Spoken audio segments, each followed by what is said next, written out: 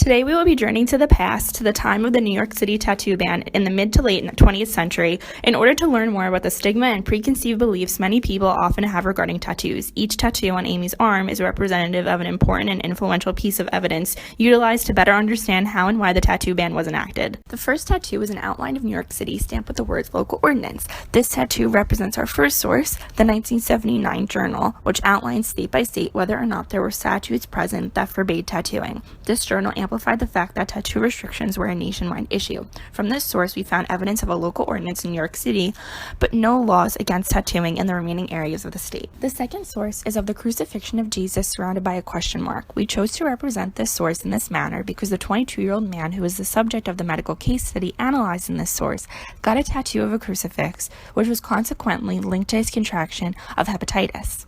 The question mark is symbolic of the fact that this was not a clear-cut case, since the man who got a tattoo directly after this man came back positive with the antigen of the disease, but had reportedly had issues with jaundice before, which was the primary sign of the disease in the deceased. Although this case occurred in England, it proves that this was a worldwide issue. The next tattoo is of a pastel pink and blue colored motorcycle, representative of what we found to be the most striking quote from the third source. "You don't have to ride a motorcycle to get tattooed." This Newsday newspaper article describes Caldwell and Ackroth opening a storefront in Suffolk County. Their goal was to change the image and stigma associated with the practice of tattooing and were having tattoos. They wanted tattoos to be for anyone who wanted them, not just to represent toughness, rebellion, or gang-related ideals. By implementing disposable tattoo needles, they were disseminating the association between tattoos and medical harm. Source 4 is the 1964 New York Times article describing the moment tattooing became an illegal practice. Some of the reasons for the ban involved the fact that it was barbaric, utilizing statistics like 1/3 of the drug addicts who were admitted to a hospital in Lexington, Kentucky, also had tattoos. We chose to represent this source with imagery of a needle and pills in order to represent the drug problem that got swept up into the tattoo ban. Drug addicts and tattooed persons were often lumped together, which simply more often than not was not the case. This next tattoo is of a tattoo gun or machine with blood spilling out from its tip and the year 1961 above it. The reason for this is that the ban was enacted in 1961 and this source was published in response to it.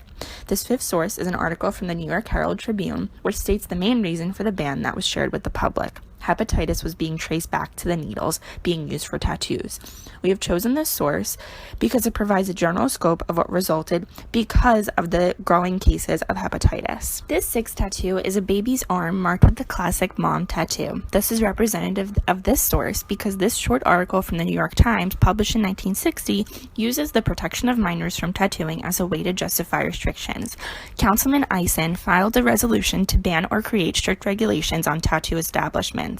This source was published prior to the actual ban being initiated and reveals the main support behind the initial stages of the ban. This seventh source is a Newsday newspaper article from 1971 focusing on the one tattoo parlor in Nassau County and how it would be shut down. So the seventh tattoo is an image of the sign that was hung at the top of the storefront that read tattoo.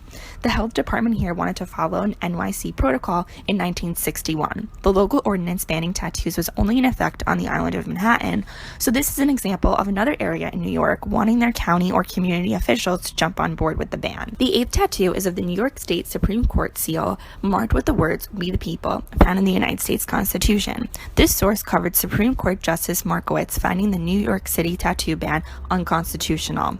Justice Markowitz felt the tattoo ban went too far, prohibiting tattoos rather than regulating them.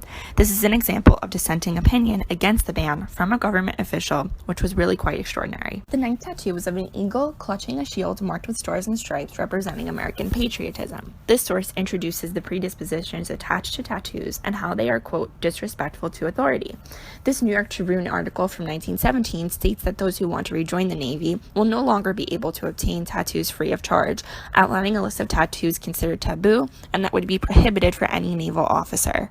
This source introduces a reason against tattoos aside from hepatitis, casting doubt that medical endangerment was the only culprit for the ban. The 10th and final tattoo is of a red and blue dragon. This source, a Newsday article from 1963, describes how a different Supreme Court justice declared the tattoo ban ruling to be unjust, agreeing that the health department could not determine whether individuals had the right or not to get themselves tattooed. Using examples of notable figures in history, this imagery is representative of King George V's tattoo, showing that even the most highest and notable figures in history viewed tattoos as a form of representation and enhancement in self-decoration.